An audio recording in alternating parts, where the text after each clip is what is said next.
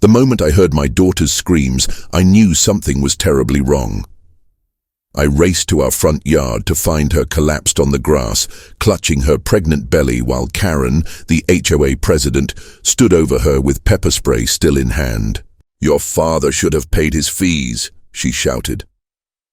My 13-year-old Sophia's face was bright red, her eyes swollen shut as she gasped for air between sobs. The sight of my child, already struggling with a high-risk pregnancy, writhing in pain, because this power-hungry woman was demanding $250 in outrageous HOA fees, sent a rage through me I'd never felt before. "She moved. I didn't mean to hit her," Karen stammered, backing away as neighbors began emerging from their homes. What she didn't know was that Mrs. Patel across the street had captured everything on video. Clear footage of our HOA president deliberately pepper-spraying a visibly pregnant teenager over money she claimed we owed. As I cradled Sophia's trembling body and frantically dialed 911, I had no idea that this moment would not only send us racing to the emergency room fighting for 2 lives, but would expose years of corruption that had festered in our once peaceful neighborhood. Karen's perfectly maintained suburban kingdom was about to come crashing down, and her designer pantsuit would soon be replaced with prison orange. But how did we get here? 12 years we'd lived in Maple Ridge Estates without incident. That all changed 6 months ago when Karen Mitchell was elected HOA president by a narrow margin. The first thing she did was redecorate the clubhouse. $50,000 for essential upgrades that somehow included Italian marble countertops that matched her kitchen exactly. The quarterly fees doubled overnight. Emergency assessments, Karen called them, with no explanation beyond community enhancement priorities. When I requested financial records, her smile turned cold. "Those are only available to board members, Mr. Reynolds." The text messages started 3 months ago.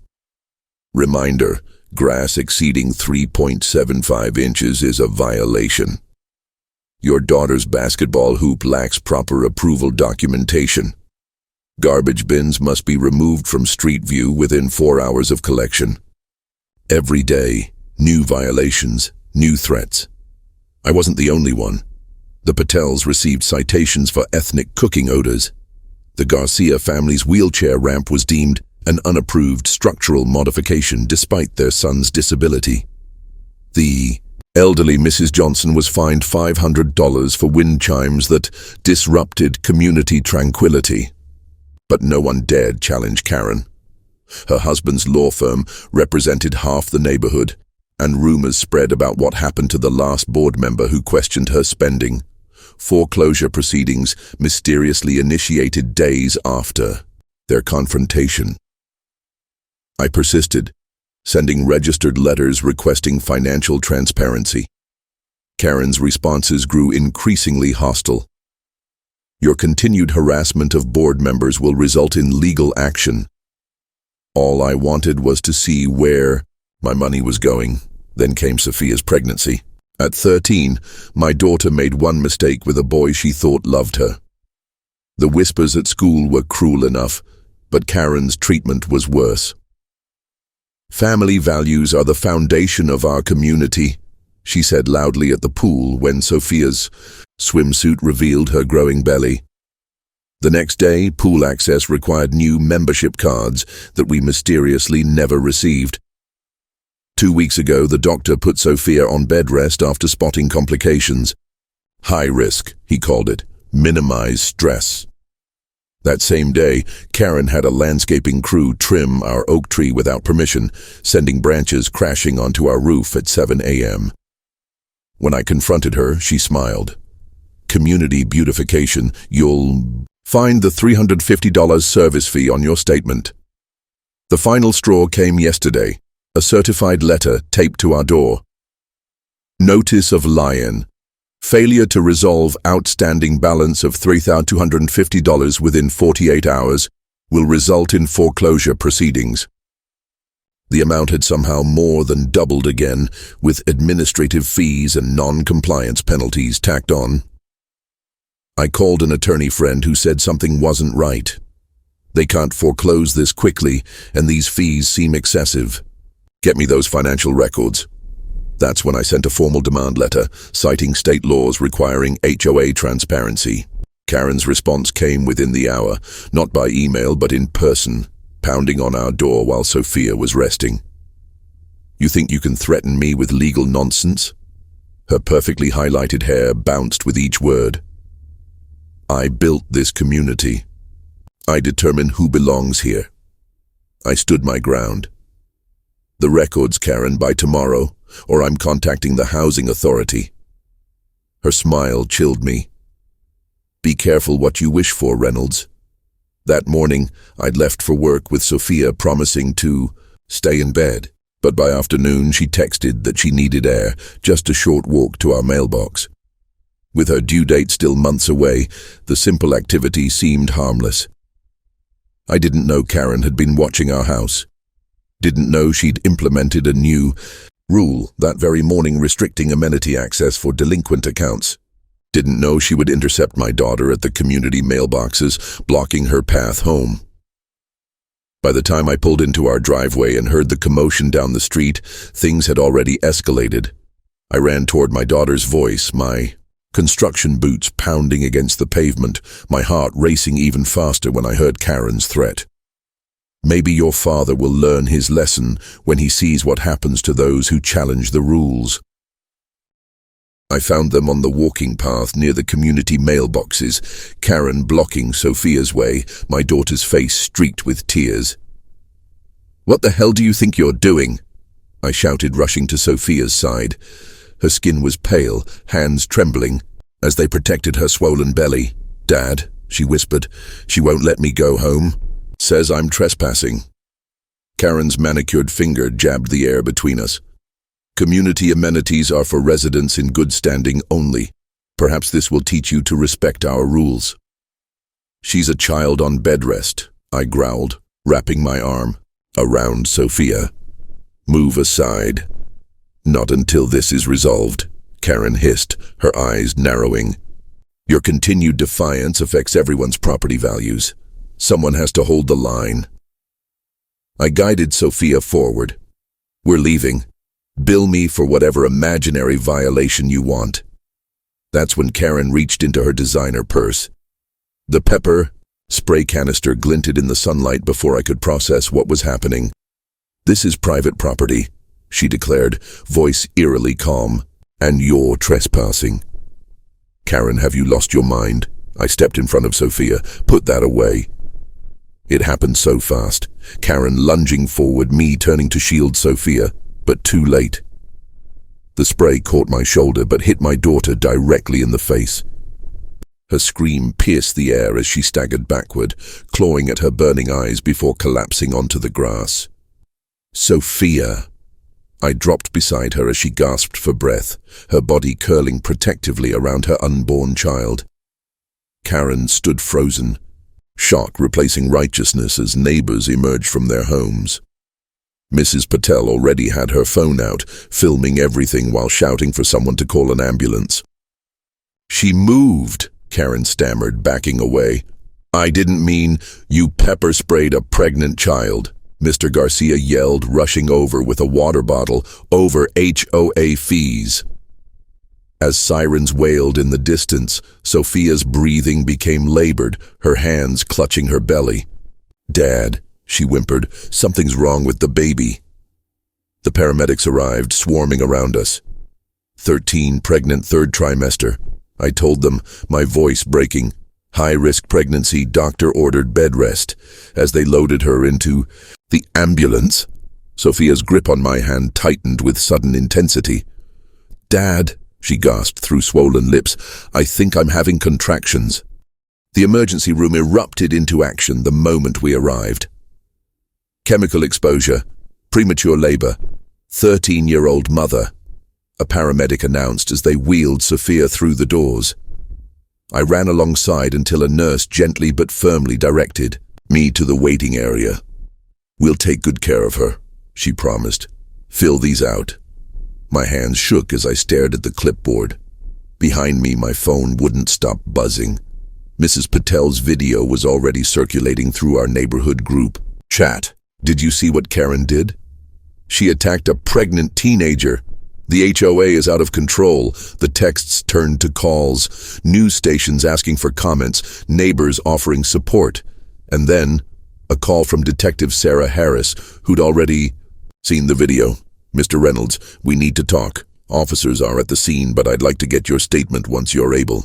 My daughter, I understand. I'll come to you. Which hospital? 4 hours passed before a doctor emerged, her face serious but not grim. Mr. Reynolds, your daughter is stabilized. We've treated the chemical exposure to her eyes and face. There will be no permanent damage. And the baby? My voice cracked. We've stopped the premature contractions for now, but the fetus is showing signs of distress. We'll need to keep Sophia for at least 48 hours of observation. She's asking for you. Sophia looked tiny in the hospital bed, her face still red and swollen. Dad, she whispered, is my baby okay? The doctors are watching carefully, I assured her, taking her hand. They're taking good care of both of you. Detective Harris arrived as Sophia drifted to sleep. In the hallway, I handed over my phone with the recording of our confrontation with Karen and explained the months of harassment. We've already arrested Mrs. Mitchell, she informed me. The video evidence is damning, and we have multiple witness statements. I've contacted the district attorney's office. That's when I remembered Michael Stevens, the DA, had been my best friend in high school. We'd stayed in touch over the years. Michael Stevens is the DA, I told Detective Harris. We've known each other for 20 years. She nodded, making a note. This case will receive our full attention, Mr. Reynolds. By morning, the story had exploded. Local news vans crowded the hospital parking lot. Karen's mugshot, her perfect hair disheveled, designer outfit replaced with an orange jumpsuit, was on every channel. Charges included assault on a minor, false imprisonment, and child endangerment. But the real bombshell came that afternoon. Jennifer Martinez and Tom Wilson, both HOA board members, arrived at the hospital looking nervous. We had no idea, Jennifer said, wringing her hands. Karen told us you were threatening the community, refusing to pay fees for years. Tom nodded, handing me a folder. After seeing what she did to your daughter, we started looking into the HOA accounts ourselves. You need to see this. Inside were bank statements showing over $300,000 in HOA funds funneled into a renovation company owned by Karen's husband. The emergency assessments that had doubled our fees were going directly into their personal business. There were also emails showing how Karen had systematically targeted families who questioned her authority with selective enforcement of HOA rules. She's been doing this for years, Jennifer admitted, intimidating anyone who stood up to her. I handed the documents to Detective Harris, who immediately called the DA. By evening, the investigation had expanded to include embezzlement, fraud, and racketeering charges. While Sophia slept that night, my phone rang. It was Michael, the district attorney himself. James, I've reviewed everything, he said, his voice grave. This goes way beyond HOA overreach. The financial fraud alone is substantial. But what she did to Sophia... He paused. I'm personally overseeing this case. The next day, as Sophia's condition stabilized, our community mobilized. An emergency meeting was called at the local middle school gymnasium. Over 200 neighbors packed the space as the remaining HOA board members resigned en masse. We trusted Karen to lead with integrity, Tom announced to the crowd. Instead, she used her position to enrich herself and terrorize anyone who questioned her. Mrs. Patel took the microphone next. For too long, we've been afraid to speak up. My family was cited for ethnic cooking odors. The Garcias were fined for a wheelchair ramp their son needs. Mrs. Johnson, an 80-year-old widow, nearly lost her home over wind chimes. One by one, neighbors shared stories of Karen's tyranny. The pattern was clear. Anyone who questioned expenses or requested records became targets for selective enforcement and increasing fines. A temporary committee was formed to restructure the organization. "We need to create something that serves the community, not controls it," Mrs. Patel announced to thunderous applause. I was asked to join, but declined. My focus needs to be on Sophia and her baby. Meanwhile, Karen's legal troubles mounted. The county investigation uncovered forged documents, fabricated violations, and evidence that she'd pressured previous board members to resign through intimidation. Her husband was brought in for questioning regarding the misappropriated funds. 5 days after the attack, Sophia was released from the hospital, her pregnancy stabilized. As I helped her settle onto our couch, the doorbell rang. Mrs. Patel stood on our porch holding a casserole dish. Behind her were at least 30 neighbors, each carrying food, flowers, or cards. "We wanted to show our support," Mrs. Patel said, tears in her eyes. "What happened to your daughter should never have happened to anyone, let alone a child." The neighbors who had once avoided eye contact now organized meal trains and support systems. The community Karen had ruled through fear was transforming through compassion. 2 weeks later, Karen's husband was arrested as a co-conspirator in the embezzlement scheme. Their house, with its perfect lawn and Italian marble kitchen, was seized as evidence. 6 months later, on a crisp autumn morning, I sat in the courtroom holding Sophia's hand as Karen stood to receive her sentence. 5 years for assault, fraud, and embezzlement, plus restitution to all the families she had targeted. "You abused your position of trust," the judge declared, culminating in a vicious attack on a child in your care. "Your actions demonstrate a profound moral failure." As Karen was led away in handcuffs, I felt no satisfaction, only relief that justice had been served.